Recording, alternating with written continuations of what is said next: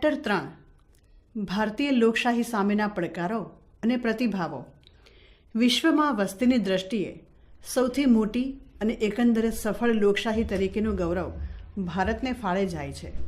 15 August 1947ના રોજ સ્વતંત્રતા મેળવતાની સાથે જ આપણે લોકશાહી શાસન વ્યવસ્થાનો સ્વીકાર કર્યો અને બંધારણના આમુખમાં જ આપણા દેશ માટે લોકશાહી પ્રજાસત્તાકની ઘોષણા કરવામાં આવી.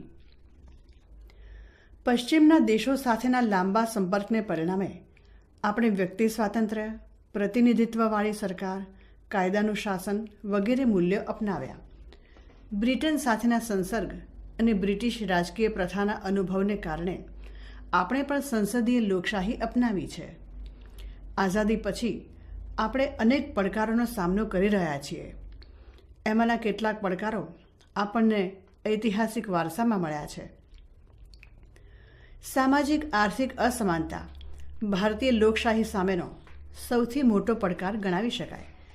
જે સમાજમાં વ્યાપક પ્રમાણમાં અસમાનતાઓ હોય ત્યાં લોકશાહીનું સંવર્ધન કેવી રીતે થઈ શકે?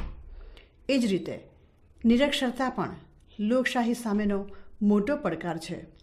જુદા જુદા પ્રદેશો વચ્ચેની અસમતુલા પણ લોકશાહી અને રાષ્ટ્રીય એકતા માટે ખતરો ઊભો કરે છે. એમાંથી ભાષાવાદ, પ્રદેશવાદ જેવા પ્રશ્નો ઊભા થાય છે. ઉપરાંત કોમવાદ, સાંપ્રદાયિકતા, જ્ઞાતિવાદ, અલગતાવાદ, રાજકીય હિંસા, નક્સલવાદ, આતંકવાદ વગેરે લોકશાહી સામેના મોટા પડકારો છે.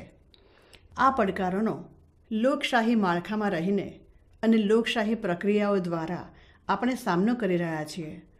એમાં ક્યારેક સફળતા તો ક્યારેક નિષ્ફળતા મળી છે. લોકશાહીને માત્ર શાસન વ્યવસ્થા તરીકે નહીં, પરંતુ સામાજિક, રાજકીય અને આર્થિક ન્યાય સહિત સ્વતંત્રતા અને સમાનતાના આદર્શો સિદ્ધ થાય તેવી નેમ બંધારણના ઘડવૈયાઓએ વ્યક્ત કરી છે. આ રીતે આપણી લોકશાહી શાસન વ્યવસ્થા જાતિ, જ્ઞાતિ, સ્ત્રી પુરુષ એવા લિંગભેદ અને જન્મના ભેદભાવ સિવાય સૌના માટે સમાન અધિકાર સુનિશ્ચિત કરે છે. ભારતીય લોકશાહી સામેના પડકાર. ભારતમાં સામાજિક આર્થિક અસમાનતા વિશેષ રૂપે જોવા મળે છે. આપણે સૌ જાણીએ છીએ કે ભારતીય સમાજ જ્ઞાતિ વ્યવસ્થાને આધારે રચાયેલો છે અને સામાજિક અસમાનતાના મૂળ આ જ્ઞાતિ વ્યવસ્થામાં રહેલા છે. સામાજિક અસમાનતા ઉપરાંત આર્થિક અસમાનતા પણ આપણે ત્યાં એટલી જ વ્યાપકપણે જોવા મળે છે. ઉત્પાદનના સાધનો પર અમુક ચોક્કસ વર્ગનો એકાધિકાર તથા ગરીબી, બેરોજગારી જેવી સમસ્યાઓ પણ બાધારૂપ બની રહી છે. ગ્રામીણ અને શહેરી ક્ષેત્રોમાં જોવા મળતી અનેક પ્રકારની અસમાનતાની પણ આપણે નોંધ લેવી ઘટે.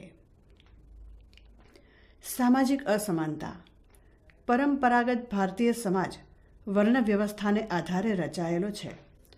વર્ણ વ્યવસ્થા અંગે સ્તર રચનામાં સૌથી ટોચે કહેવાતી ઉચ્ચ જ્ઞાતિઓ, જ્યારે સૌથી નિમ્ન સ્તરે કહેવાતી નીચલી જ્ઞાતિઓનો સમાવેશ થયેલો જોવા મળે છે. નિમ્ન ગણાતી જ્ઞાતિઓ જેવી કે અનુસૂચિત જાતિઓ, અનુસૂચિત જનજાતિઓ તથા અન્ય પછાત સમૂહો પછાત વર્ગો તરીકે ઓળખાય છે. તેમના પછાતપણા માટે મુખ્યત્વે જાતિગત પૂર્વગ્રહો, આર્થિક અસમાનતા અને શૈક્ષણિક પછાતપણું જવાબદાર ગણાવી શકાય.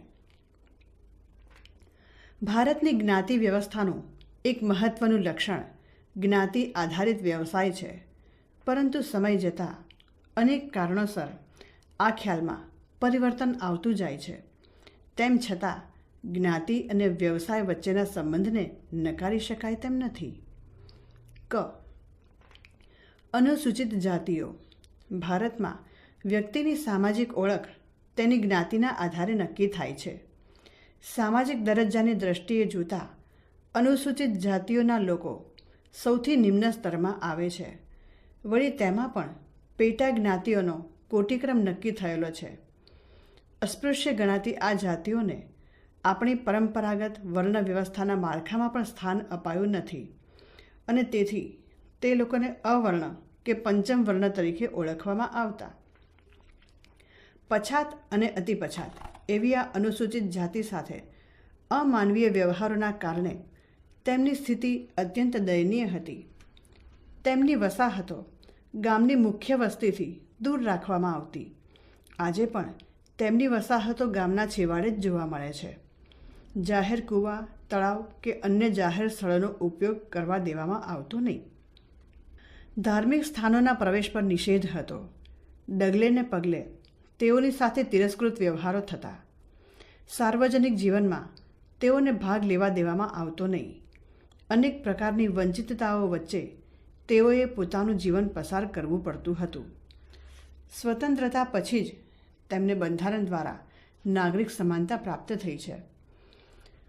ભારતના બંધારણમાં તેઓને અનુસૂચિત જાતિ હેઠળ સમાવીને સમાન ન્યાય મળી રહે તે અંગેની પૂરતી જોગવાઈઓ કરવામાં આવી છે. આમ અનુસૂચિત જાતિ એક બંધારણીય કેટેગરી છે. ખ. અનુસૂચિત જનજાતિ. અનુસૂચિત જનજાતિઓને આપણે સામાન્ય રીતે આદિજાતિ કે આદિવાસી સમૂહો કે વનવાસી સમૂહો તરીકે ઓળખીએ છીએ. તેઓ મુખ્યત્વે દૂર અંતરિયાળ, જંગલ અને પહાડી વિસ્તારોમાં વસવાટ કરે છે. સમાજના મુખ્ય પ્રવાહથી તેઓ અળગા છે. ભારતમાં બ્રિટિશ શાસન દરમિયાન તેમને રેખાંકિત કરવામાં આવ્યા અને તેમની એક ચોક્કસ ઓળખ ઊભી થઈ. આ સમૂહો ભારતના જુદા જુદા ભાગોમાં વસવાટ કરે છે. મુખ્યત્વે ઓરિસ્સા, મધ્યપ્રદેશ, આંધ્રપ્રદેશ, ઉત્તર પૂર્વીય રાજ્યો, રાજસ્થાન, ગુજરાત, મહારાષ્ટ્રના ડુંગરાળ વિસ્તારો, આંદામાન નિકોબાર ટાપુઓ વગેરેમાં તેમની વસ્તીનું પ્રમાણ વધારે છે. આ વિસ્તારોમાં ખાણો, જળાશયો, ઔદ્યોગિકરણ વગેરે પ્રક્રિયાને પરિણામે તેમના પરંપરાગત જીવનમાં ખલેલ પહોંચવા લાગી છે. તેમના જીવન નિર્વાહના મુખ્ય સ્ત્રોતો એવા જંગલો, વન પ્રદેશો, ખેતીલાયક જમીનો વગેરે ઝૂંટવાઈ રહ્યા છે. તેમની પરંપરાગત સંસ્કૃતિ, મૂલ્યો, સમાજ વ્યવસ્થા સામે પડકાર ઊભો થયો છે. તેમની આ આગવી ઓળખ સામે અનેક પડકારો ઊભા થયા છે. તેથી ભારતના મુખ્ય પ્રવાહો સાથે તેમને જોડવા બંધારણમાં કેટલીક જોગવાઈઓ કરવામાં આવી છે. સામાજિક અસમાનતાને દૂર કરવાના બંધારણીય ઉપાયો. ભારતના પ્રત્યેક નાગરિકને સમાનતાનો મૂળભૂત હક પ્રાપ્ત છે અને તે અન્વયે સૌ નાગરિકો સરખા છે અને સૌને કાયદાનું સમાન રક્ષણ મેળવવાનો હક છે. બંધારણમાં એવી પણ સ્પષ્ટતા કરવામાં આવી છે કે રાજ્ય જ્ઞાતિ, જાતિ, લિંગ, જન્મસ્થળ, ધર્મ કે એવા કોઈ આધાર પર નાગરિકો સાથે ભેદભાવ નહીં કરે. કૂવા, રસ્તાઓ, જાહેર જળાશયોના ઉપયોગની બાબતે કોઈ ભેદભાવ રાખવામાં નહીં આવે. અસ્પૃશ્યતાના આચરણને ગેરબંધારણીય ગણીને સજાપાત્ર ગુનો જાહેર કર્યો છે.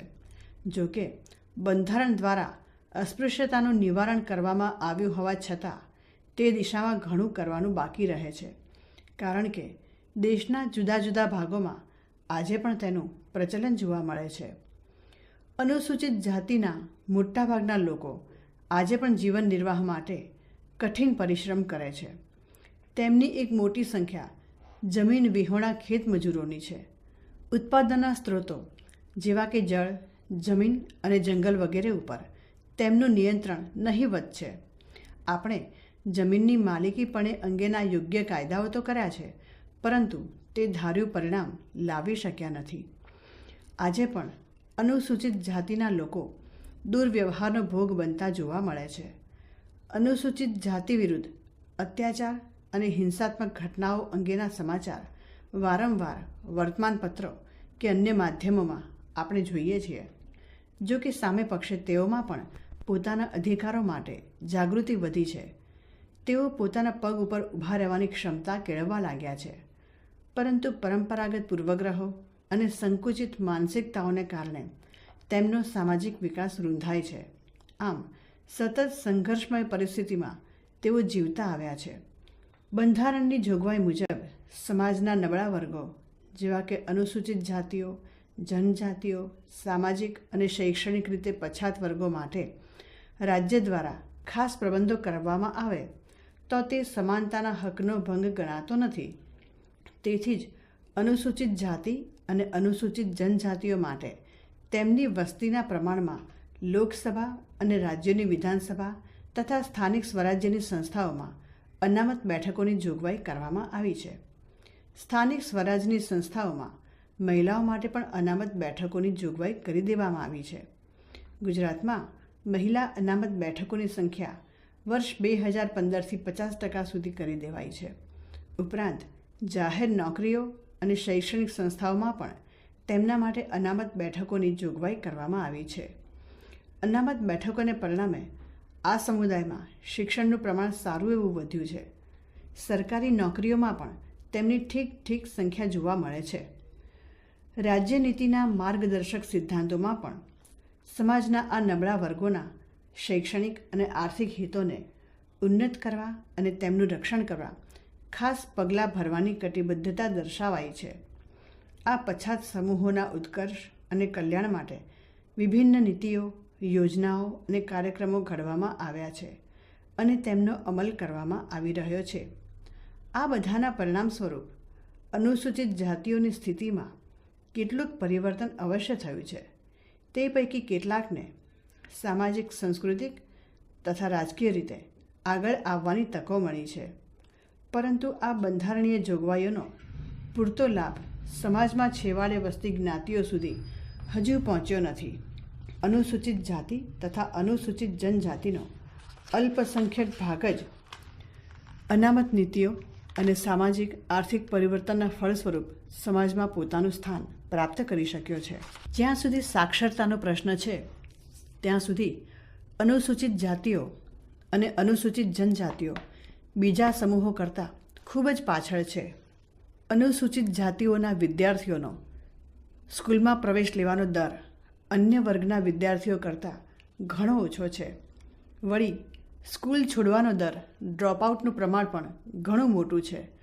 ખાસ કરીને અનુસૂચિત જાતિની કન્યાઓ પ્રવેશ લે છે તેમાંની મોટાભાગની કન્યાઓ અધવચ્ચે જ શાળા છોડી દે છે.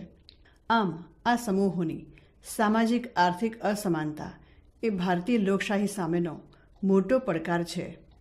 આ પછાતપણો અને અસમાનતાઓ દૂર કરવાના પ્રયાસો હાથ ધરવામાં આવ્યા છે, પરંતુ પર્યાપ્ત પ્રગતિ થઈ શકે એ માટે આ દિશામાં ઘણું કરવાનું બાકી રહે છે. આર્થિક અસમાનતા. આઝાદી સમયે ભારત વિશ્વના ગરીબ દેશો પૈકીનો એક દેશ હતો. આઝાદી પછી પણ ગરીબી અને આર્થિક અસમાનતા એ ભારતની સૌથી મોટી સામાજિક અને આર્થિક સમસ્યા રહી છે. છેલ્લા 6-7 દાયકા દરમિયાન સરકારે ગરીબી અને આર્થિક અસમાનતા દૂર કરવા અનેક પ્રયાસો કર્યા છે.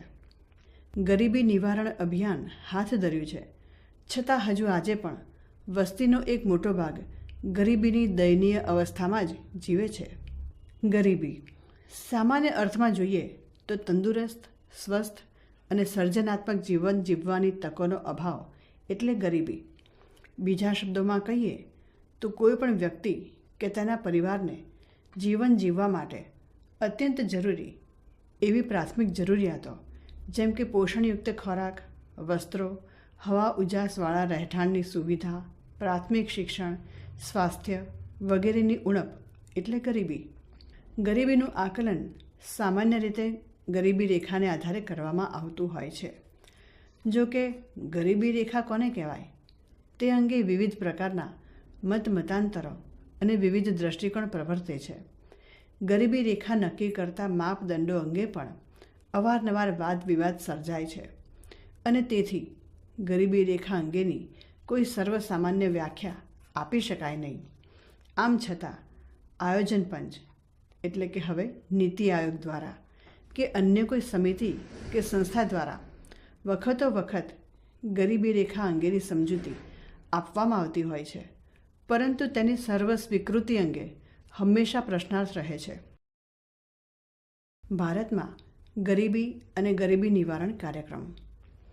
એક અંદાજ મુજબ દેશના લગભગ 3/4 ભાગની વસ્તી ગરીબીમાં જીવી રહી છે. આ ગરીબીનું પ્રમાણ આખા દેશમાં સરખું નથી. બિહાર, ઝારખંડ, ઓરિસ્સા, મધ્યપ્રદેશ, આંધ્રપ્રદેશનો કેટલોક ભાગ, પશ્ચિમ બંગાળ અને તામિલનાડુના કેટલાક વિભાગોમાં ગરીબીનું પ્રમાણ સમગ્ર દેશની સરેરાશ કરતાં વધુ છે. દેશની આર્થિક પરિસ્થિતિ અને વ્યાપક ગરીબીની સમસ્યાથી રાષ્ટ્રીય ચળવળના નેતાઓ ઠીક પ્રમાણમાં સભાન હતા. આઝાદી સમયે ગરીબી ઉપરાંત બેરોજગારી, ભૂખમરો, નિરક્ષરતા, સંપત્તિ અને આવકની અસમાનતા વગેરે સમસ્યાઓ પણ હતી. આરંભિક વર્ષોમાં ગરીબીની સમસ્યા અને તેના નિવારણ સંબંધે ગંભીરતાથી વિચાર કરવામાં આવ્યો ન હતો. જેમ જેમ વિકાસ થતો જશે તેમ તેમ ગરીબી ઘટતી જશે એવી માન્યતા હતી. પરંતુ પરિસ્થિતિમાં લાંબો ફરક ન જણાયો.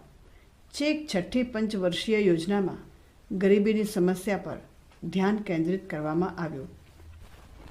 ગરીબી નિવારણના વિવિધ કાર્યક્રમો હાથ ધરવામાં આવ્યા.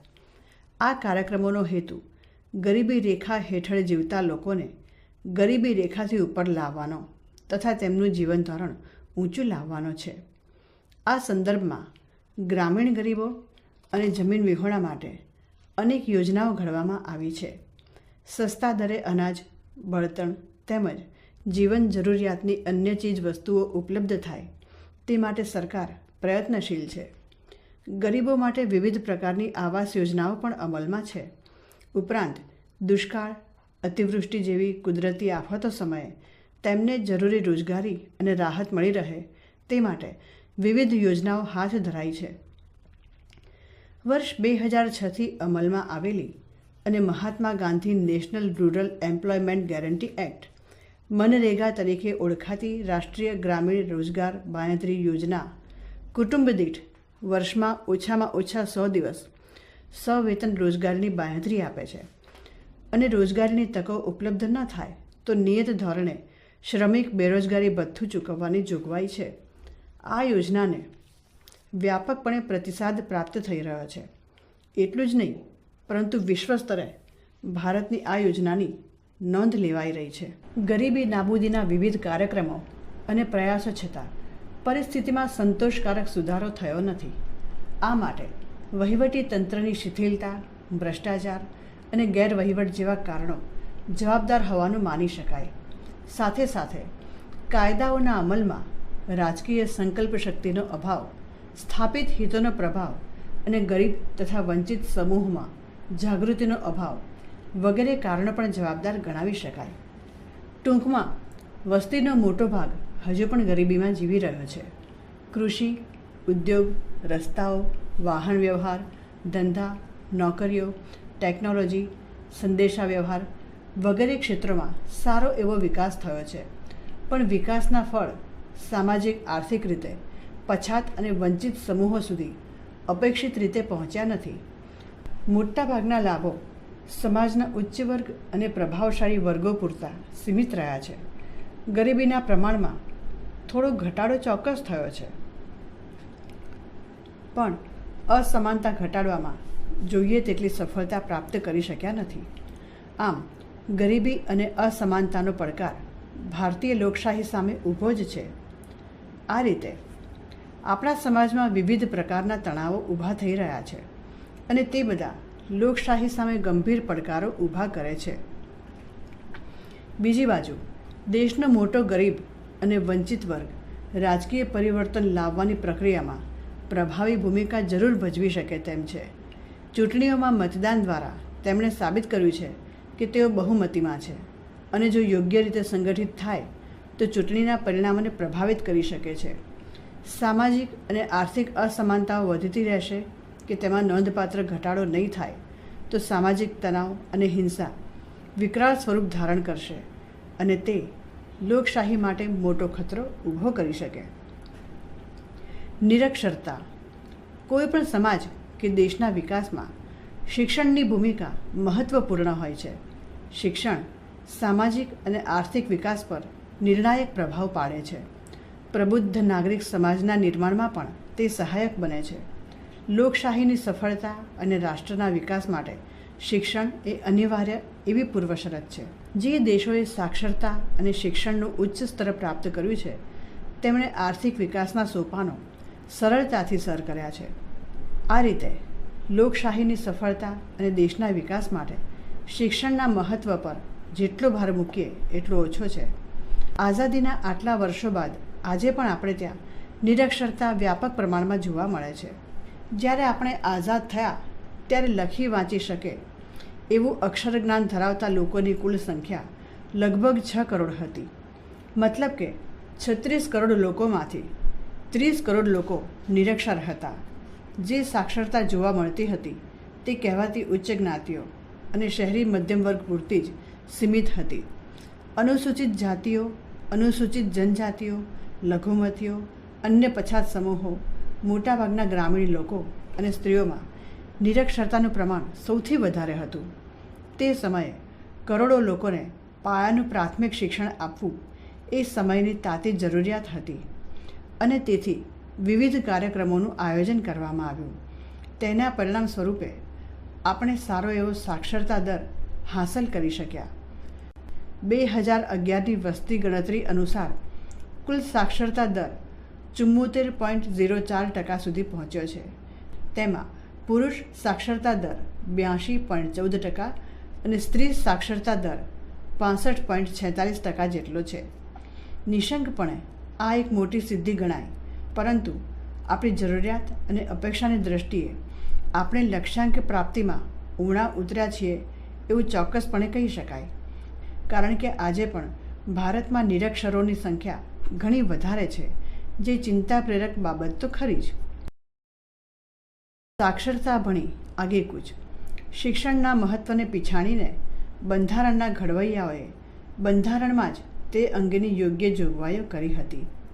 રાજ્યનીતિના માર્ગદર્શક સિદ્ધાંતોમાં કલમ 45 હેઠળ રાજ્યને નિર્દેશ આપવામાં આવ્યો છે કે બંધારણના અમલના 10 વર્ષની અંદર 6 થી 14 વર્ષ સુધીના તમામ બાળકોને મફત અને ફરજિયાત શિક્ષણનો પ્રબંધ કરવો. શિક્ષણની સ્થિતિનો અભ્યાસ કરવા સરકાર દ્વારા રચાયેલા કોઠારી પંચે 1964થી 1966 ભારતની શિક્ષણ સમસ્યા વિશે અધ્યયન કર્યું અને સાર્વજનિક શિક્ષણની અસફળતા પાછળના કેટલાક કારણો જણાવ્યા, જેમ કે પર્યાપ્ત સંસાધનો અને સુવિધાઓનો અભાવ, વસ્તીમાં થતો સતત વધારો, કન્યા કેળવણી સામે સંકુચિત માનસિકતા, ગરીબી, માતા પિતાની નિરક્ષરતા અને તેમની ઉદાસીનતા વગેરે. આધુનિક સમયના પડકારો ઝીલી શકાય તે માટે શિક્ષણ પ્રથાને સજ્જ કરવા એક નવી શિક્ષણ નીતિ ઘડી કાઢવા શિક્ષણશાસ્ત્રીઓની એક સમિતિ નીમવામાં આવી હતી. તેણે નવી રાષ્ટ્રીય શિક્ષણ નીતિનો એક દસ્તાવેજ તૈયાર કર્યો. 1986ની નવી રાષ્ટ્રીય શિક્ષણ નીતિના આ દસ્તાવેજને સંસદે મંજૂરી આપી. આ નીતિ અંતર્ગત 14 વર્ષ સુધીના તમામ બાળકોનું સાર્વત્રિક શિક્ષણ, શિક્ષણની ગુણવત્તામાં સુધારો, સમાજના નબળા વર્ગોને શિક્ષણ ઉપલબ્ધ થાય એ માટે ખાસ ઉપાયો, આ નીતિના અમલ માટે જુદા જુદા કાર્યક્રમો ઘડવામાં આવ્યા છે. સમાજના નબળા વર્ગોના બાળકો શાળામાં દાખલ થાય અને અધવચ્ચે શાળા છોડી ન જાય તે માટે ખાસ પ્રયત્નો હાથ ધરવામાં આવ્યા છે. શાળામાં જ બાળકોને પોષણયુક્ત આહાર મળી રહે તે માટે મધ્યાહન ભોજના યોજના દાખલ કરવામાં આવી છે. વખતો વખત તબીબી તપાસ પણ કરવામાં આવે છે. પ્રાથમિક અને માધ્યમિક શિક્ષણ માટે કેન્દ્ર સરકાર તરફથી રાજ્યોને ખાસ ગ્રાન્ટ આપવામાં આવે છે. આ કાર્યક્રમ હેઠળ કન્યા કેળવણી પર ખાસ ભાર મૂકવામાં આવ્યો છે. પ્રાથમિક શાળાઓને વધુ સજ્જ કરવાના હેતુથી 1987-88માં ઓપરેશન બ્લેકબોર્ડ નામે ઝુંબેશ શરૂ કરવામાં આવી હતી. નવી રાષ્ટ્રીય શિક્ષણ નીતિ 1986ના ભાગરૂપે 1988થી રાષ્ટ્રીય સાક્ષરતા અભિયાન શરૂ કરવામાં આવ્યું. આ અભિયાનનો હેતુ સંપૂર્ણ સાક્ષરતા સિદ્ધ કરવાનો અને 15થી 35 વય જૂથના તમામ નિરક્ષરોને અક્ષર જ્ઞાન આપવાનો રહ્યો છે. મોટા પ્રમાણમાં સાક્ષરતા અને પ્રાથમિક શિક્ષણનો ફેલાવો કરવા શાળાઓ ઉપરાંત ઘર આંગણે તથા સાર્વજનિક સ્થળોએ અનૌપચારિક શિક્ષણની પણ વ્યવસ્થા કરવામાં આવી છે.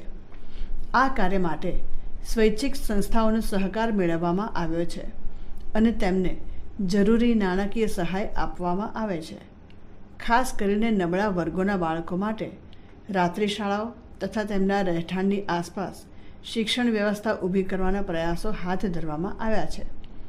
આ પ્રકારની અનૌપચારિક શિક્ષણ વ્યવસ્થા સાથે નિરંતર શિક્ષણનો કાર્યક્રમ પણ છે. નિરક્ષરતાની સંપૂર્ણ નાબૂદી માટે હાલ સર્વ શિક્ષા અભિયાન કાર્યરત છે. ભારતના કેટલાક રાજ્યોમાં સાક્ષરતાનો દર ઘણો ઊંચો છે. વર્ષ 2011ની વસ્તી ગણતરી મુજબ કેરળ 94%, લક્ષદ્વીપ 91.85%, મિઝોરમ 91.33%, ગોવા 88.70%, જ્યારે કેટલાક રાજ્યોમાં તે ઘણો નીચો છે, જેમ કે ઝારખંડ 66.41%, અરુણાચલ પ્રદેશ 65.38%, બિહાર 61.80%, ગુજરાતમાં સાક્ષરતા દર 78.30% છે. સમગ્ર દેશમાં સાક્ષરતાની સરેરાશ ટકાવારી 74.04 છે, પણ તેમાં પણ સ્ત્રીઓમાં સાક્ષરતાનું પ્રમાણ ઓછું છે.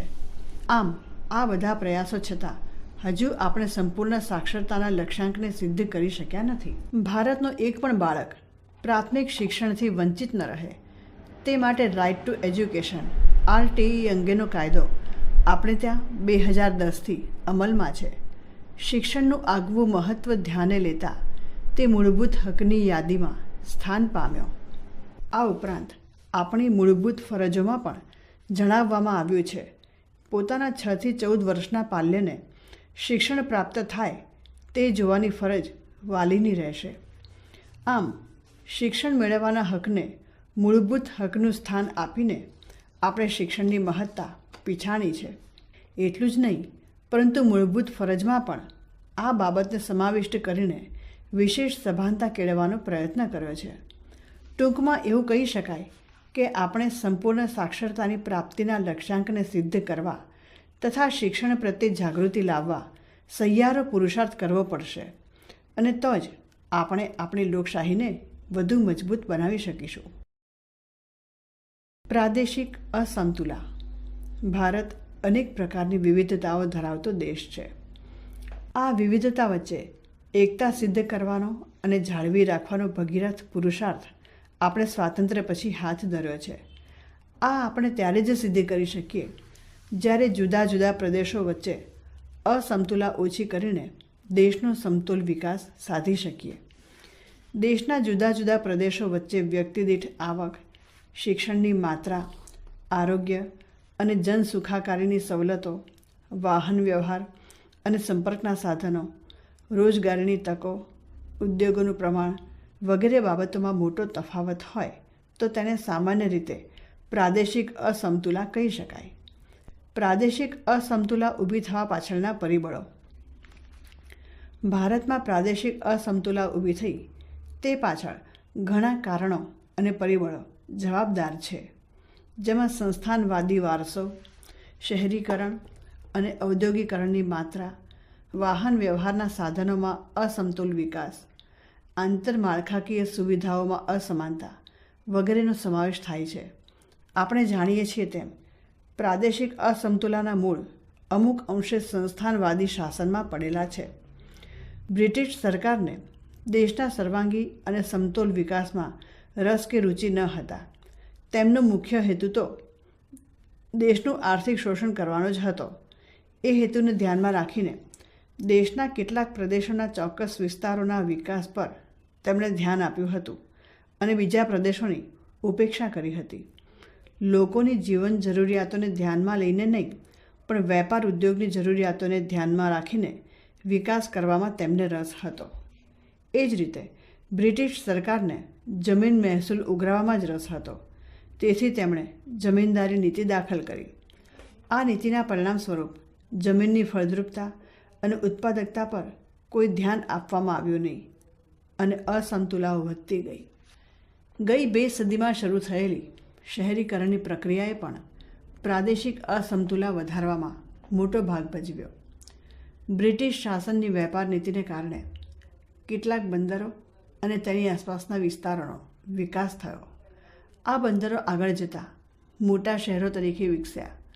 ખાસ કરીને દરિયાકાંઠાના પ્રદેશોનો વિકાસ ઝડપી બન્યો, જ્યારે અંતરિયાળ પ્રદેશો વિકાસમાં પાછળ રહી ગયા. રેલવે, રસ્તાઓ, પુલો, વાહન વ્યવહાર વગેરેના અસમતુલ વિકાસે પણ પ્રાદેશિક અસમતુલા વધારવામાં ભાગ ભજવ્યો છે. સમતોલ પ્રાદેશિક વિકાસના પ્રયાસો. સ્વાતંત્ર્ય બાદ આપણે કેન્દ્રીય આયોજન દ્વારા દેશનો સામાજિક આર્થિક વિકાસ સિદ્ધ કરવાની વ્યૂહરચના અપનાવી. આયોજનનો એક હેતુ પ્રાદેશિક અસમતુલા ઘટાડવાનો અને દેશનો સમતોલ વિકાસ કરવાનો હતો. આ માટેની મુખ્ય 2 એજન્સીઓ હતી. 1. આયોજન પંચ. 2. દર 5 વર્ષે નિમવામાં આવતું નાણાં પંચ. આયોજન પંચનું મુખ્ય કાર્ય દેશના સામાજિક આર્થિક વિકાસ માટે પંચવર્ષીય યોજનાઓ ઘડીને સમતોલ આર્થિક વિકાસ કરવાનું હતું. આથી પછાત રાજ્યો અને પ્રદેશોના ઝડપી વિકાસ માટે વધુ ધ્યાન આપવામાં આવે તથા વધુ સાધનો ફાળવવામાં આવે તે જરૂરી હતું. આ આયોજન પંચનું સ્થાન 2015થી નીતિ આયોગે લીધું છે. હવે તે આયોજન પંચના બદલે નીતિ આયોગ તરીકે ઓળખાય છે. નાણાં પંચ કેન્દ્ર અને રાજ્ય સરકારો વચ્ચે નાણાકીય સાધનોની ફાળવણીના ધોરણો નક્કી કરે છે. તેનો હેતુ પણ પ્રાદેશિક અસમતુલા ઘટાડવાનો છે. આમ છતાં ઐતિહાસિક કારણોસર ઊભી થયેલી પ્રાદેશિક અસમતુલાઓ તેમજ આઝાદી બાદ આપણે આયોજન દ્વારા વિકાસની પ્રક્રિયા હાથ ધરી હોવા છતાં હજુ આપણે આ ધ્યેય પૂરેપૂરું સિદ્ધ કરી શક્યા નથી.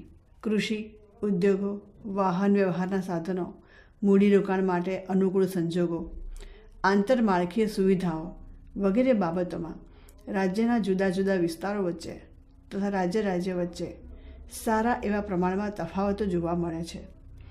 આના કારણે કેટલાક રાજ્યોમાં વિકાસ ઝડપી રહ્યો છે તો કેટલાક રાજ્યોમાં વિકાસની ગતિ ધીમી રહી છે. ભાષા સામાજિક સંવહન અને વિચારો તેમજ ભાવનાઓના આદાન પ્રદાનનું પ્રભાવશાળી માધ્યમ છે. અમુક પ્રદેશમાં બોલાતી ભાષા તે ભાષા બોલનારાઓમાં એક પ્રકારની એકતા અને તાદાત્મ્યની લાગણી ઊભી કરે છે.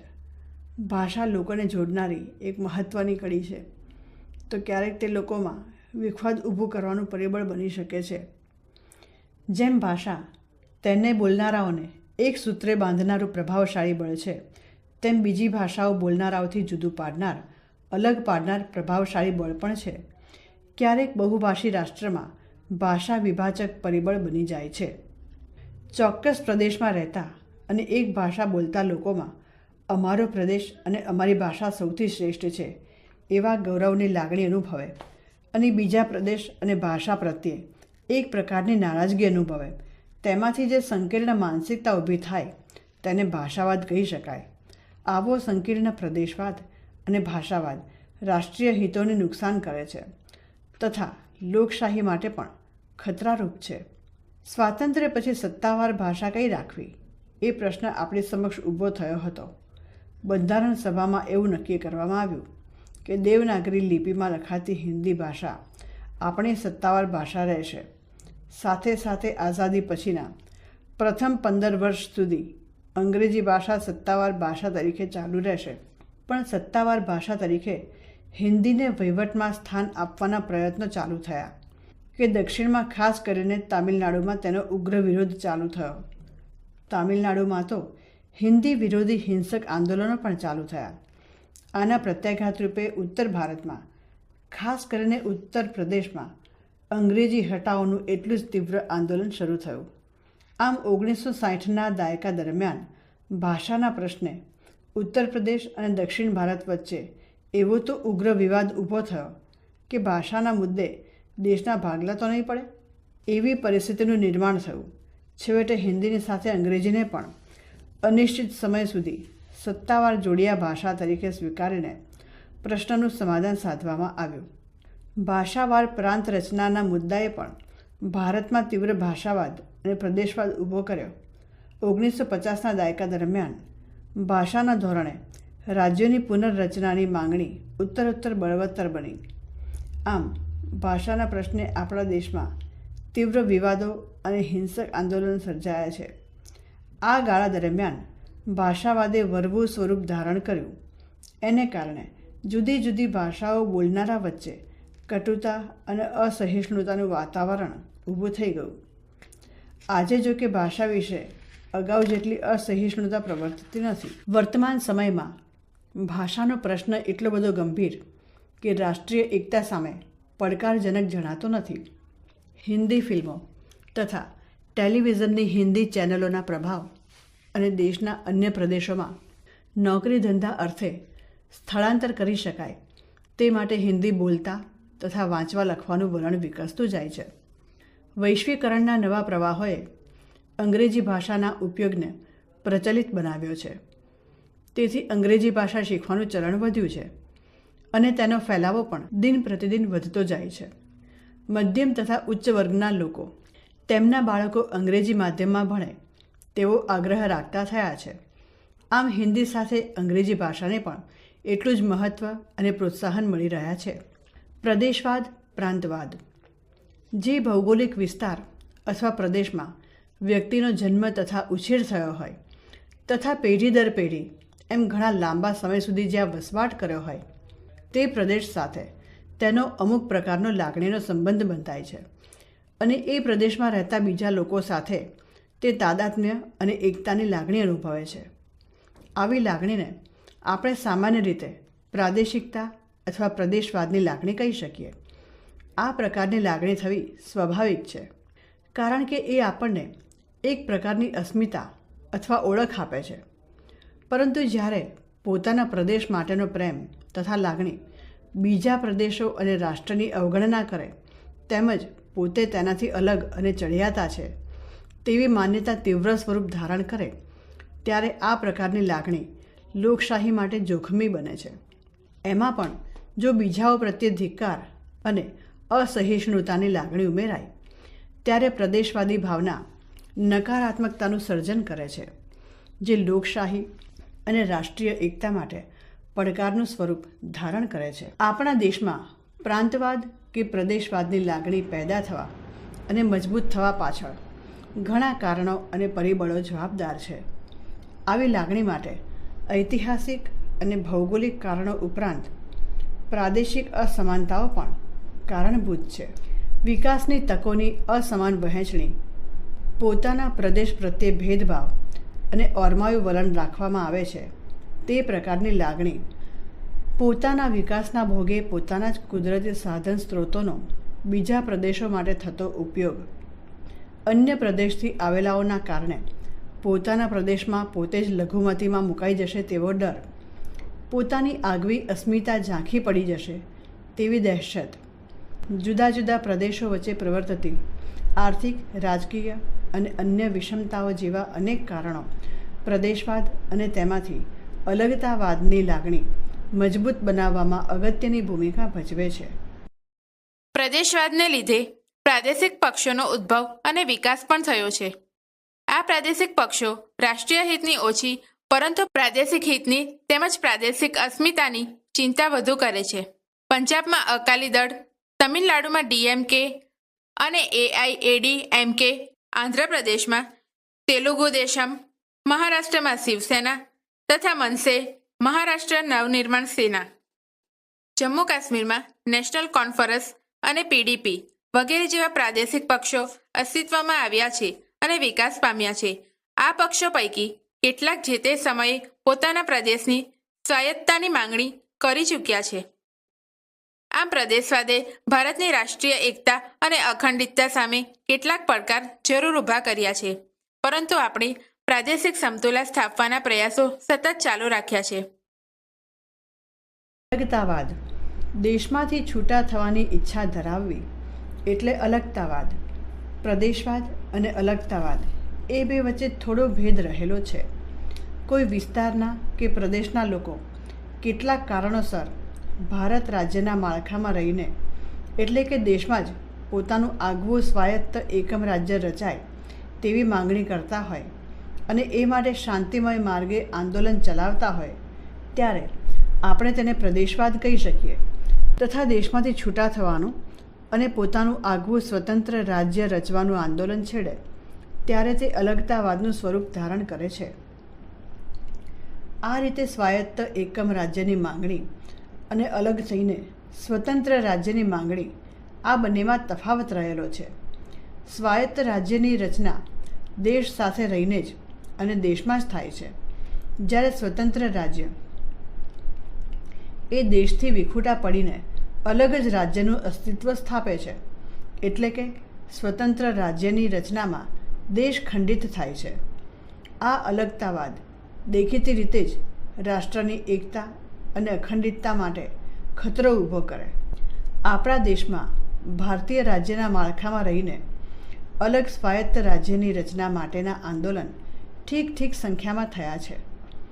આંધ્રપ્રદેશ, મહારાષ્ટ્ર, ગુજરાત, પંજાબ, હરિયાણા, છત્તીસગઢ, ઉત્તરાખંડ, ઝારખંડ અને તાજેતરમાં તેલંગાણા વગેરે રાજ્યોની રચના સ્વાયત્ત રાજ્યની માંગણીના ભાગરૂપે રચાયા હોવાના દાખલા છે.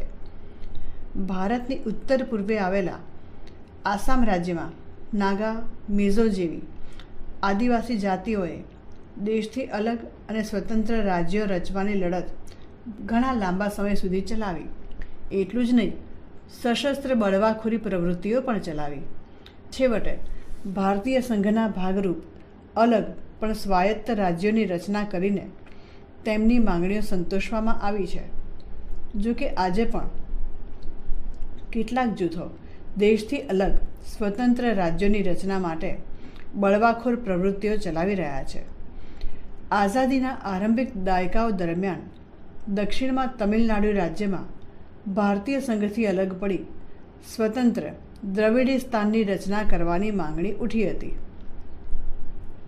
પણ પાછળથી આ માંગણી પડતી મૂકવામાં આવી. એ જ રીતે જમ્મુ કાશ્મીરમાં શરૂઆતથી જ સ્વતંત્ર કાશ્મીરની સ્થાપના કરવા માટેનું આંદોલન ચાલતું રહ્યું છે. બંધારણની કલમ 370 હેઠળ જમ્મુ કાશ્મીર રાજ્યને ભારતીય સંઘમાં ખાસ દરજ્જો આપવામાં આવ્યો છે. આમ છતાં ત્યાં સ્વતંત્ર કાશ્મીરની માંગણી કરતા જુદા જુદા જૂથો છે. પ્રવર્તમાન સમયમાં તો આ જૂથોએ સશસ્ત્ર આતંકવાદી પ્રવૃત્તિઓનો આશરો લીધો છે અને એમને પાકિસ્તાનનો સક્રિય ટેકો પણ મળી રહ્યો છે. જમ્મુ કાશ્મીરનો પ્રશ્ન આપણી રાષ્ટ્રીય એકતા અને અખંડિતતા માટે ખરેખર પડકારરૂપ છે. દેશમાંથી વિખૂટા પડવાની માંગણી કોઈ દેશ સ્વીકારી શકે નહીં, અને જો આવી માંગણી કરનારા હિંસા, બળજબરી, ધાકધમકી અને આતંકવાદનો આશરો લે તો રાજ્યએ તેમને કડક હાથે દાબી દેવા પડે. જરૂર પડે તો રાજ્યએ બળ પ્રયોગ પણ કરવો પડે. આમ પ્રાંતવાદ અને અલગતાવાદી ચળવળો અને તેમાંથી ઊભી થતી હિંસા તથા બળપ્રયોગ લોકશાહી પ્રક્રિયા માટે મુશ્કેલી સર્જે છે. રાજકીય હિંસા. રાજ્ય તરફથી કરવામાં આવતો બળપ્રયોગ અથવા રાજ્ય સામે લોકો દ્વારા આચરવામાં આવતી હિંસાને સામાન્ય રીતે રાજકીય હિંસા તરીકે ઓળખાવી શકાય. રાજ્યમાં આંતરિક અથડામણો કે જૂથ વચ્ચેની હિંસક અથડામણો થાય અથવા અન્ય કોઈ કારણસર કાયદો અને વ્યવસ્થાની સ્થિતિ કથળે તો તેવા સંજોગોમાં રાજ્ય પોલીસ દળો, અર્ધલશ્કરી દળો અને છેવટના ઉપાય તરીકે લશ્કરનો સહારો લે છે. તો બીજી બાજુ લોકો પોતાના વિવિધ પ્રકારના અસંતોષ, અજંપા, નિરાશા, હતાશા, વિવિધ પ્રકારની માંગણી એ બધાને વાચા આપવા ક્યારેક હિંસાનો આશરો લે છે. રાજ્ય સામેની હિંસામાં જાહેર મિલકતોને નુકસાન, હુલ્લડો, શેરી લડાઈઓ, હત્યાઓ, ગેરિલા યુદ્ધો, આંતરવિગ્રહો અને છેલ્લે બળવો અથવા સશસ્ત્ર ક્રાંતિનો સમાવેશ થાય છે. આપણા દેશમાં છેલ્લા કેટલાક વર્ષોથી રાજ્ય તરફથી આચરવામાં આવતો બળપ્રયોગ અને રાજ્ય સામે લોકો દ્વારા આચરવામાં આવતી હિંસા એમ બંને પ્રકારની હિંસામાં ઉત્તરોત્તર વધારો થયો છે. હિંસા આખરે તો બળતી હિંસાને જ જન્મ આપે છે. હિંસા અથવા બળનો ઉપયોગ જ્યારે પોતાનું ધાર્યું કરાવવા માટે થાય છે ત્યારે તે ક્યારેક આતંકવાદનું સ્વરૂપ ધારણ કરે છે. આપણે સૌ જાણીએ છીએ કે છેલ્લા કેટલાય સમયથી આતંકવાદની સમસ્યાએ સમગ્ર વિશ્વને ઘેરી લીધું છે. આ વૈશ્વિક સમસ્યા મોટી ચિંતાનો વિષય બની ગયો છે. ભારતમાં જમ્મુ કાશ્મીર, ઉત્તર પૂર્વીય રાજ્યો, ભૂતકાળમાં પંજાબ વગેરે આતંકવાદગ્રસ્ત વિસ્તારો છે. આપણા બે ભૂતપૂર્વ વડાપ્રધાનો ઇન્દિરા ગાંધી અને રાજીવ ગાંધીની હત્યા પણ આતંકવાદીઓ દ્વારા જ થઈ છે, જે આપણે ભૂલવું જોઈએ નહીં. હમણાંથી નક્સલવાદીઓ પણ આતંકવાદી પ્રવૃત્તિઓનો આશરો લઈ હિંસાચાર કરી રહ્યા છે. જેમ સમાજમાં હિંસાચાર અને આતંકવાદ વધે તેમ રાજ્યને વધુને વધુ કડક અને આકરા પગલાં લેવાની ફરજ પડે. સામા પક્ષે જો રાજ્ય પોતાના નાગરિકો પર દમન અને જુલમ ગુજારે તો તે લોકશાહી માટે ક્યારેય પોષક હોઈ શકે નહીં. આવા રાજ્યને આપણે ભાગ્યે જ લોકશાહી રાજ્ય ગણાવી શકીએ. જ્ઞાતિવાદ. જ્ઞાતિ વ્યવસ્થા ભારતીય સમાજની વિશિષ્ટતા છે. જ્ઞાતિ એ એવી સામાજિક વ્યવસ્થા છે જેમાં વ્યક્તિને અર્પિત એટલે કે જન્મજાત દરજ્જો મળે છે. આ દરજ્જો જેમ વ્યક્તિનો હોય છે તેમ જ્ઞાતિઓને પણ હોય છે.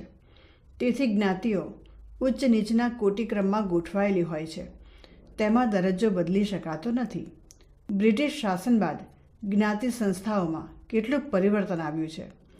અંગ્રેજી શિક્ષણ સંસ્થા સાથે પશ્ચિમના સ્વતંત્રતા, સમાનતા અને બંધુત્વના મૂલ્યો ભારતમાં દાખલ થયા. ઔદ્યોગિકરણને પગલે પગલે શહેરીકરણ શરૂ થયું. ગામડાથી શહેરોમાં આવતા લોકો એક કારખાનામાં જ્ઞાતિના ભેદભાવ વગર સાથે કામ કરતા થયા, સાથે ચા નાસ્તો કરતા થયા, બસ અને ગાડીમાં સાથે મુસાફરી કરતા થયા, શહેરોની ગીચતાને લીધે સાથે વસવાટ કરતા થયા. આમ શહેરી વિસ્તારમાં જ્ઞાતિના ભેદભાવમાં ભારે ઘટાડો આવ્યો છે. આ ઉપરાંત બંધારણ દ્વારા અપાયેલા મૂળભૂત હકોને લીધે પણ જ્ઞાતિના સ્વરૂપમાં પરિવર્તન આવ્યું છે. સ્વતંત્રતા પૂર્વે નિમ્ન ગણાતી જ્ઞાતિઓ પોતાને ઉચ્ચ જ્ઞાતિ ગણાવવા પ્રયત્ન કરતી હતી, પણ હવે ભારતના બંધારણમાં નિર્દિષ્ટ અનુસૂચિત જાતિ માટેની ખાસ જોગવાઈઓ જેમ કે અનામત બેઠકોને પગલે જ્ઞાતિઓ પોતાને પછાત ગણાવવા લાગી છે. જ્ઞાતિના હિતોને સંતોષવાના હેતુથી ક્યારેક દબાણ તેમજ જ્ઞાતિના પ્રભાવનો અયોગ્ય ઉપયોગ કરવામાં આવે અથવા પોતાના જ્ઞાતિજનની તરફેણમાં પક્ષપાત કરવામાં આવે ત્યારે તેવા વલણ કે વ્યવહારને સામાન્ય રીતે જ્ઞાતિવાદ તરીકે ઓળખવામાં આવે છે. જ્ઞાતિવાદ લોકશાહી રાજ્યમાં કોઈ પણ રીતે આવકારદાયક ગણાવી શકાય નહીં. જ્ઞાતિવાદની સંકીર્ણ માનસિકતા લોકશાહી મૂલ્યોનું પતન નોતરે છે. લોકશાહીમાં સ્વતંત્રતા, સમાનતા અને બંધુત્વના આદર્શો મોખરે હોવા જોઈએ. જ્ઞાતિના બંધનો વ્યક્તિ સ્વાતંત્ર્યને મર્યાદિત કરે છે. એટલું જ નહીં, પણ જ્ઞાતિમાં પ્રવર્તતા ઊંચ નીચના ભેદ સમાનતાના આદર્શોની ઉપેક્ષા કરે છે તેમજ બંધુત્વની ભાવનાને ઠેસ પહોંચાડે છે. આમ જ્ઞાતિવાદ લોકશાહી આદર્શોને નુકસાન પહોંચાડે છે. એ સુવિદિત છે કે જ્ઞાતિએ ભારતીય સમાજને અનેક નાના મોટા વાડાઓમાં વહેંચી દીધો છે અને તેમાં પણ જ્ઞાતિવાદની ભાવનાને જો પોષણ મળે તો તે રાષ્ટ્ર ભાવનાને અવશ્યપણે હાનિ પહોંચાડે. જ્ઞાતિવાદના લીધે લોકો વેપાર ધંધામાં કે નોકરીઓમાં લાયકાતના બદલે પોતાની જ્ઞાતિના ઉમેદવારને પસંદ કરવાનું વલણ ધરાવે છે. તેથી કેટલીકવાર યોગ્ય લાયકાત ધરાવતા કાર્યક્ષમ ઉમેદવાર પોતાના વિકાસની તકથી વંચિત રહે છે. આમ સમગ્ર વિકાસ પ્રક્રિયા પર અવળી અસરો પડે છે. રાજકારણમાં જ્ઞાતિ અને જ્ઞાતિવાદ. રોટી બેટી વ્યવહારના સામાજિક કાર્યોમાં જ્ઞાતિની ભૂમિકા મુખ્ય હોય છે, પરંતુ સાર્વત્રિક મતાધિકાર અને બહુમતીના રાજકારણમાં જ્ઞાતિ જૂથો મહત્ત્વની ભૂમિકા ભજવે છે. તેની પણ નોંધ લેવી ઘટે. લોકશાહી રાજ્ય વ્યવસ્થામાં નાના નાના જ્ઞાતિ જૂથો રાજકીય હેતુ માટે મોટી જ્ઞાતિઓ સાથે જોડાણ કરે છે, તો સામા પક્ષે રાજકીય પક્ષો જ્ઞાતિઓનો ટેકો મેળવવા તેમાં તિરાડો પાડીને તેમનું રાજકીય વિભાજન કરે છે. આમ જ્ઞાતિ અને રાજકારણ બંને એકબીજાને પ્રભાવિત કરે છે. અમુક રાજકીય પક્ષ એક જ્ઞાતિ જૂથનો તો બીજો પક્ષ બીજા જ્ઞાતિ જૂથનો ટેકો મેળવવા પ્રયત્ન કરે છે. આમ શરૂઆતમાં ભલે જ્ઞાતિ તેની બહુસંખ્યકતાને કારણે રાજકારણને પ્રભાવિત કરે, પણ પાછળથી તે ખુદ રાજકારણથી પ્રભાવિત થાય છે અને જ્ઞાતિ તરીકેનું તેનું બળ અને અસરકારકતા ઓછી થાય છે. ગુજરાતમાં પાટીદારો અને ક્ષત્રિયો આવી બહુસંખ્યક જ્ઞાતિઓના દાખલા છે. ચૂંટણી ટાણે રાજકીય પક્ષો વોટ બેંકને નજર સમક્ષ રાખીને બહુસંખ્યક જ્ઞાતિના ઉમેદવારની જે તે મત વિસ્તારમાં સામાન્ય રીતે પસંદગી કરે છે. તેનાથી આગળ જઈ ચૂંટણી પ્રચારમાં પણ ક્યારેક જ્ઞાતિવાદ વ્યક્ત થતો જોવા મળે છે. સામા પક્ષે વ્યક્તિ પણ પોતાની જ્ઞાતિના ઉમેદવારને મત આપવાનું વલણ ધરાવે છે, જેથી કરીને જ્ઞાતિજન તરીકે પોતાના હિતો સચવાય. રાજકારણની આંટીઘૂંટીમાં વ્યક્તિ મોટે ભાગે પોતાની જ્ઞાતિ તરફી વલણ ધરાવે છે. આ તમામ આંતરક્રિયાઓ જ્ઞાતિવાદને જન્મ આપે છે અને તેનું પોષણ કરે છે. આ રીતે જ્ઞાતિવાદ ભારતના રાજકારણને મોટા પાયે પ્રભાવિત કરે છે. લોકશાહી રાજકારણનો સ્વસ્થ વિકાસ ઈચ્છનારાઓને આ બધી બાબતો અકળાવી મૂકે તેવી છે. જ્ઞાતિવાદની સમસ્યાને દૂર કરવા માટેનું એક મહત્ત્વનું અને અસરદારક સાધન જો કોઈ હોય તો તે શિક્ષણ છે. શિક્ષણ ઉપરાંત આધુનિકરણની પ્રક્રિયા જેમ કે શહેરીકરણ, ઔદ્યોગિકરણ વગેરે દ્વારા પણ જ્ઞાતિવાદની સંકુચિત અને સંકીર્ણ માનસિકતામાં પરિવર્તન શક્ય છે. સાથે લોકશાહી મૂલ્યોની સ્થાપના અને તેનો જીવન પ્રણાલી તરીકેનો સ્વીકાર જ જ્ઞાતિવાદની જડ અને અપરિપક્વ માનસિકતામાંથી મુક્તિ અપાવી શકે. કોમવાદ અથવા સાંપ્રદાયિકતા એ આપણી લોકશાહી અને રાષ્ટ્રીય એકતા સામેનો એક મોટો પડકાર છે. એટલું જ નહીં, તેના દ્વારા આપણી સંસ્કૃતિના જે કેટલાક મૂલ્યો છે, જેવા કે સહિષ્ણુતા, ઉદારતા, ભાઈચારો અને એખલાસ વગેરેનું ધોવાણ થાય છે. અમુક સંપ્રદાયમાં માનનારાઓના સમૂહને આપણે કોમ કહીએ છીએ. બીજી રીતે જોઈએ તો પરંપરાગત ધર્મ, સંસ્કૃતિ અને સમાન રીતિ રિવાજો ધરાવનાર લોકો કોમ તરીકે ઓળખાતા હોય છે. એક કોમના લોકો મારાપણાની લાગણી અનુભવતા હોય છે અને આવી લાગણી સ્વાભાવિક પણ છે. પોતાની કોમના ઉત્કર્ષ અને વિકાસ માટે કોઈ વ્યક્તિ પ્રયાસ કરે એ પણ એટલું જ સ્વાભાવિક છે. પણ જ્યારે એક કોમના લોકો બીજી કોમના લોકોને પોતાનાથી ઉતરતા ગણે, તેમના પ્રત્યે ઘૃણા, તિરસ્કાર તેમજ વેરભાવની દૃષ્ટિ રાખે કે વ્યવહાર કરે, ત્યારે કોમવાદ આકાર પામે છે. બીજી રીતે વિચારીએ તો જ્યારે લોકો પર ધર્મનું જનૂન છવાઈ જાય છે, ત્યારે ધર્માંધતા વિકૃત સ્વરૂપ ધારણ કરે છે અને તે કોમવાદ તરીકે ઓળખાય છે. રાજ્યના વિસ્તારમાં રહેતા જુદી જુદી કોમના લોકો વચ્ચે પ્રવર્તતી એકતાને તોડવાનું કામ કોમવાદ કરે છે. કોમવાદ ક્યારેક હિંસક સ્વરૂપ ધારણ કરે છે. આપણે ત્યાં હિન્દુ મુસ્લિમ વચ્ચેના જે રમખાણો થાય છે તે કોમવાદના ભયંકર સ્વરૂપના દ્રષ્ટાંતો પૂરા પાડે છે. કોમવાદી તકરારો, રમખાણોના કારણે જુદી જુદી કોમોના લોકો વચ્ચે અંતર પડી જાય છે અને આ અંતર સતત વધતું રહે છે. પરિણામે તેમની વચ્ચે શંકા તેમજ અવિશ્વાસ વધતા જાય છે, જેમાંથી છેવટે હિંસક તોફાનો ફાટી નીકળે છે. રાજકીય હેતુથી એટલે કે રાજ્ય સત્તા મેળવવા, ટકાવવા અને ફેલાવો કરવાના ઉદ્દેશથી જ્યારે કોમવાદી લાગણીને ઉશ્કેરવામાં આવે ત્યારે કોમવાદ રાજકીય સ્વરૂપ ધારણ કરે છે.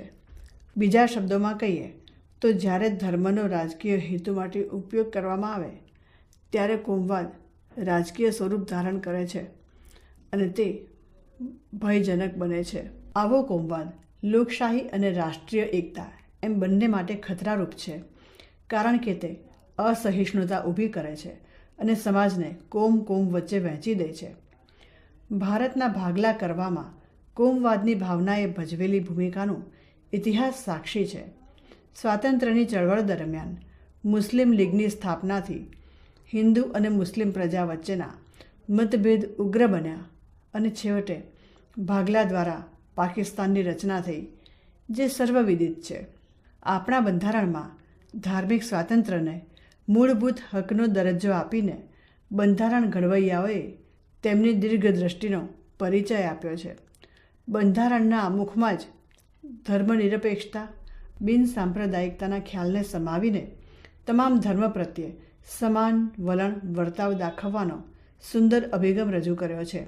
આમ ધર્મનિરપેક્ષતા એ આપણી રાજ્ય પ્રથાનો પાયાનો સિદ્ધાંત છે. નક્સલવાદ શબ્દ પશ્ચિમ બંગાળના એક નાનકડા ગામ નક્સલબારી પરથી અસ્તિત્વમાં આવ્યો છે, જ્યાં ભારતીય સામ્યવાદી પક્ષના નેતાઓ ચારુ મજુમદાર અને કનુ સાન્યાલે 1967માં સરકારની વિરુદ્ધ સશસ્ત્ર આંદોલન છેડ્યું હતું. તેઓનું માનવું હતું કે ભારતીય કામદારો અને કિસાનોની દુર્દશા માટે સરકારી નીતિઓ કારણભૂત છે. આ અન્યાયી નીતિઓને લીધે ઉચ્ચ વર્ગોનું શાસન અને વર્ચસ્વ સ્થપાયું છે. આ શોષણયુક્ત અને દમનકારી શાસનને સશસ્ત્ર ક્રાંતિ દ્વારા જ ખતમ કરી શકાય. 1967માં નક્સલવાદીઓએ સામ્યવાદી ક્રાંતિકારીઓની એક અખિલ ભારતીય સમન્વય સમિતિની રચના કરી અને સરકાર સામે સશસ્ત્ર બળવો કર્યો. હિંસાવાદી ડાબેરી પંથીઓનું આ સંગઠન નક્સલવાદીઓ તરીકે ઓળખાયું. ભારતના પૂર્વીય રાજ્યો પશ્ચિમ બંગાળ, બિહાર અને ઓરિસ્સામાં તેઓને માઓવાદીના નામે ઓળખવામાં આવે છે. ભારત સરકારે તેમની ગેરકાનૂની પ્રવૃત્તિઓના કારણે તેમને આતંકવાદી જાહેર કર્યા છે. વિશેષ કરીને પૂર્વીય રાજ્યોના નક્સલવાદીઓ ચીનના નેતા માઓ ત્સે તુંગની વિચારસરણીથી પ્રભાવિત છે અને તેના પ્રશંસક પણ છે. તેથી તેઓ માઓવાદી તરીકે પણ ઓળખાય છે. ભારત સરકારે ભૂમિહીનોને પોતાની જમીન પાછી અપાવવાના તથા જમીનદારોના અત્યાચારોથી ગરીબ તથા બેરોજગાર વર્ગને બચાવવાના હેતુથી નક્સલવાદીઓએ હિંસાનું આચરણ કર્યું. નક્સલવાદીઓ સરકારની નીતિઓ અને સત્તાને સમસ્યાના મૂળ ગણતા હોવાથી IAS અધિકારીઓ, અન્ય ઉચ્ચ અધિકારીઓ, પોલીસ અધિકારીઓ, કર્મચારીઓ, લશ્કરના સૈનિકો વગેરેને લક્ષ્યાંક બનાવીને તેમની હત્યા કરી રહ્યા છે. શરૂઆતમાં નક્સલવાદનું કેન્દ્રબિંદુ પશ્ચિમ બંગાળ રાજ્ય હતું, પરંતુ ત્યારબાદ આ સંગઠનનો પગ પેસારો છત્તીસગઢ, ઓરિસ્સા તેમજ આંધ્રપ્રદેશ સહિત દેશના કેટલાક ગ્રામીણ વિસ્તારો તથા પૂર્વ ભારતના અલ્પવિકસિત વિસ્તારોમાં થયો છે. આજે તો દેશના ઘણા બધા એકમ રાજ્યો નક્સલવાદથી પ્રભાવિત છે. આમ નક્સલવાદ દ્વારા આચરવામાં આવતી હિંસા, ખાસ કરીને સરકારી અધિકારીઓ, કર્મચારીઓની હત્યા દેશની નબળી સલામતી વ્યવસ્થાની ચાડી ખાય છે. સાથે નક્સલવાદીઓનું સમર્થન અને તેનો વિરોધ કરનાર એમ બે વર્ગ ઊભા થયા છે. આમ આ બધી બાબતો રાષ્ટ્રીય એકતા સમક્ષ મોટા પડકારો છે. જો કે ભારત સરકાર નક્સલવાદીઓ સામે કડક હાથે કામ લઈ રહી છે અને તેમની વ્યાજબી માંગણીઓને સંતોષવાના પ્રયત્ન પણ કરે છે. આતંકવાદ એટલે કે ત્રાસવાદ માટે અંગ્રેજી ભાષામાં વપરાતો શબ્દ ટેરરિઝમ લેટિન શબ્દ ટેરર શબ્દ પરથી ઉતરી આવ્યો છે. આ શબ્દનો અર્થ થાય છે એવું કાર્ય જે અન્યને કંપાવે અથવા તો ડરાવે. સામાન્ય રીતે આતંકવાદ એટલે કે ત્રાસવાદનો એવો અર્થ કરવામાં આવે છે કે ભય ફેલાવીને અને ત્રાસ આપીને હેતુ સિદ્ધ કરવાની રીત. આમ તેમાં આતંક કેન્દ્ર સ્થાને હોય છે. જ્યારે કોઈ વ્યક્તિ કે વ્યક્તિઓનો સમૂહ અથવા તો સંગઠન પોતાના ઉદ્દેશને પાર પાડવા માટે ભય અને ત્રાસ ફેલાવવાના સાધનનો ઉપયોગ કરે છે, ત્યારે તે વ્યક્તિ આતંકવાદી તરીકે અને આ પ્રકારની વ્યક્તિઓનો સમૂહ આતંકવાદીઓના જૂથ તરીકે તેમજ આ પ્રકારનું સંગઠન આતંકવાદી સંગઠન તરીકે ઓળખાય છે. સીધા સંઘર્ષથી જ્યારે ધ્યેય પ્રાપ્તિ શક્ય હોતી નથી, ત્યારે આતંકવાદીઓ હિંસક હુમલા કરીને જાનમાલ, સંપત્તિ, વાહન વ્યવહાર, અગત્યના જાહેર સ્થળો, મિલકતો, સલામતી રક્ષકો, શસ્ત્ર ભંડારો વગેરેનો વિનાશ કરીને ત્રાસ ફેલાવી દે છે. અલબત્ત તેમાં ધ્યેયની સફળતાની સંભાવના ખૂબ જ ઓછી હોય છે, પરંતુ સમગ્ર રીતે ભારે નુકસાન અને વિનાશ સર્જાય છે. આતંકવાદીઓની આકસ્મિક હુમલા કે આક્રમણો કરવાની વ્યૂહરચનાને કારણે આતંક ફેલાવવામાં તેઓ સફળ થતા હોય છે. પોતાનો હેતુ પાર પાડવા નિર્દોષોની હત્યા કરતાં પણ અચકાતા નથી, કેમ કે તેમનું ધ્યેય આતંક ફેલાવવાનું જ હોય છે. આતંકવાદ મુખ્ય બે સ્તરે જોવા મળે છે. એક, સ્થાનિક સ્તરે એટલે કે રાજ્યની અંદર, અને બે, આંતરરાષ્ટ્રીય સ્તરે એટલે કે એવો આતંકવાદ જે આંતરરાષ્ટ્રીય સ્વરૂપ ધરાવતો હોય, જેની શાખાઓ વિવિધ રાજ્યોમાં ફેલાયેલી હોય. કેટલાક રાજ્યો આતંકવાદીઓને આશ્રય આપે છે, તેમને તમામ પ્રકારની મદદ કરે છે, તેમને તાલીમ આપે છે, તેમજ તેમનું સમર્થન પણ કરે છે. આપણે ત્યાં ભારતમાં પણ છેલ્લા કેટલાક વર્ષોથી આતંકવાદીઓએ કાળો કેર વર્તાવ્યો છે. આઝાદી બાદ લગભગ આજ દિન સુધી ભારતના કોઈને કોઈ પ્રદેશ કે વિસ્તારમાં આતંકવાદ દૃશ્યમાન છે. ક્યારેક નક્સલવાદના સ્વરૂપમાં તો ક્યારેક અલગતાવાદી ચળવળના સ્વરૂપમાં પ્રવર્તે છે. જમ્મુ કાશ્મીરમાં Jammu Kashmir liberation front JKLF, Hizbul Mujahideen, Harkat ul Ansar, લશ્કરે તૈયબા, જૈશ-એ મોહમ્મદ જેવા આતંકવાદી સંગઠનો આતંકવાદી પ્રવૃત્તિઓ ચલાવી રહ્યા છે. તેમને પડોશી દેશ ટેકો પૂરો પાડે છે, જે ઉલ્લેખનીય છે. આ પૈકીના કેટલાક સંગઠનો તો વૈશ્વિક સ્તરે સક્રિય બન્યા છે. પૂર્વ ભારતમાં નાગાલેન્ડ, મિઝોરમ અને મણિપુરમાં નાગા નેશનલ કાઉન્સિલ તથા પીપલ્સ લિબરેશન આર્મીની આતંકવાદી પ્રવૃત્તિઓ જાણીતી છે. તેઓને અમુક દેશો દ્વારા શસ્ત્રોની મદદ મળે છે. 80ના દાયકામાં પંજાબમાં ભિંદરાનવાલે દ્વારા ઓલ ઇન્ડિયા શીખ સ્ટુડન્ટ્સ ફેડરેશન તથા બબ્બર ખાલસા જેવા આતંકવાદી સંગઠનો દ્વારા અલગ ખાલિસ્તાની માંગણીના ભાગરૂપે આતંકવાદી પ્રવૃત્તિઓ દ્વારા ભારે જાનમાલનું નુકસાન કરવામાં આવ્યું હતું. હરિયાણા અને દિલ્હી સહિત સમગ્ર ઉત્તર ભારતમાં તેણે ભયાનક સ્વરૂપ ધારણ કર્યું હતું. આપણા ભૂતપૂર્વ વડાપ્રધાન શ્રીમતી ઇન્દિરા ગાંધીની હત્યા તેમના દ્વારા જ કરવામાં આવી હતી, જે એટલું જ દુઃખદ છે. સમય જતાં આ સંગઠનોનો પણ અંત આવ્યો છે. આ જ રીતે આસામમાં ઉલ્ફા તથા બોડો અલગતાવાદી જૂથો દ્વારા અવારનવાર આચરવામાં આવતો આતંક આપણા ધ્યાન બહાર નથી. શ્રીલંકામાં અલગ તમિલ રાજ્ય માટે Tamil tigers, liberation tigers of Tamil Eelam LTTE દ્વારા ચાલેલો લોહિયાળ સંઘર્ષ આતંકવાદ એટલે કે ત્રાસવાદનું વરવું દ્રષ્ટાંત પૂરું પાડે છે. પુનઃ નોંધનીય છે કે આપણા ભૂતપૂર્વ વડાપ્રધાન શ્રી રાજીવ ગાંધીની હત્યા તમિલ ટાઇગર્સના આત્મઘાતી મહિલા દ્વારા થઈ હતી. હાલ આ સંગઠન અસ્તિત્વ ધરાવતું નથી. ટૂંક સમય પહેલાં જ તેનું અસ્તિત્વ ભૂસાઈ ગયું છે. આમ આપણા બે વડાપ્રધાનો આતંકવાદ ત્રાસવાદનો ભોગ બન્યા છે. ભારતમાં વારંવાર થતા શ્રેણીબદ્ધ બોમ્બ ધડાકા 13 ડિસેમ્બર 2001ના રોજ ભારતની સંસદ પર આતંકી હુમલો, ગુજરાતમાં ગાંધીનગર ખાતે અક્ષરધામ મંદિર પર થયેલો હુમલો, ત્યારબાદ 26 નવેમ્બર 2008માં મુંબઈની તાજ હોટલ પરના હુમલાઓ આતંકવાદીઓના જઘન્ય કૃત્યના પુરાવાઓ છે. 11 સપ્ટેમ્બર 2001ના રોજ અમેરિકાના વર્લ્ડ ટ્રેડ સેન્ટર પર થયેલા આતંકવાદી હુમલાઓએ અને તેને કારણે થયેલી ભારે ખુવારીએ સમગ્ર વિશ્વમાં હાહાકાર મચાવી દીધો હતો.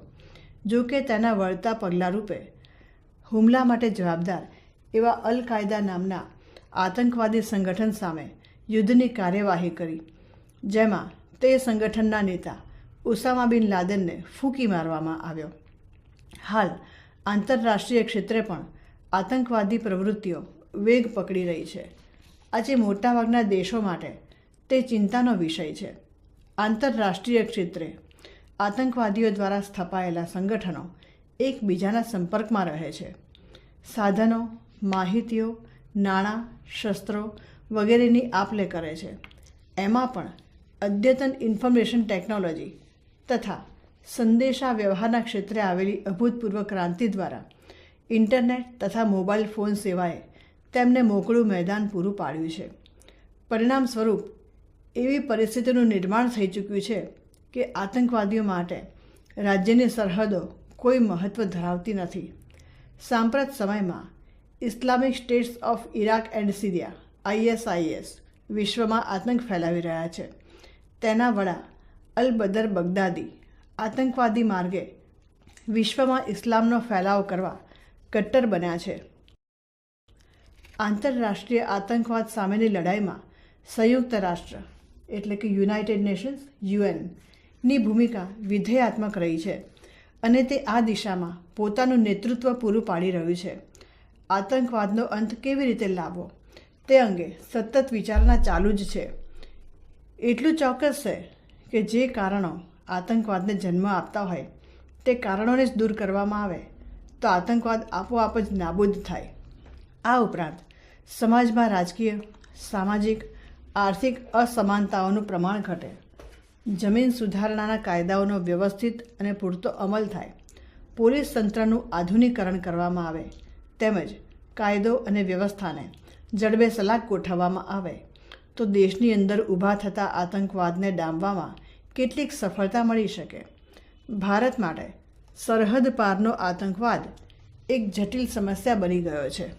આ રીતે આપણે આંતરિક અને બાહ્ય એમ બંને સ્તરે આતંકવાદનો સામનો કરી રહ્યા છીએ. આમ લોકશાહી પ્રક્રિયાઓ મજબૂત કરીને અને લોકોની સક્રિય સામેલગીરી દ્વારા આપણે આ પડકારોનો સામનો કરી શકીશું. આપણે સૌ એક રાષ્ટ્રના નાગરિકો છીએ એવી પ્રબળ રાષ્ટ્રભાવના આ પડકારોનો સામનો કરવાની પ્રેરણા પૂરી પાડી શકે છે.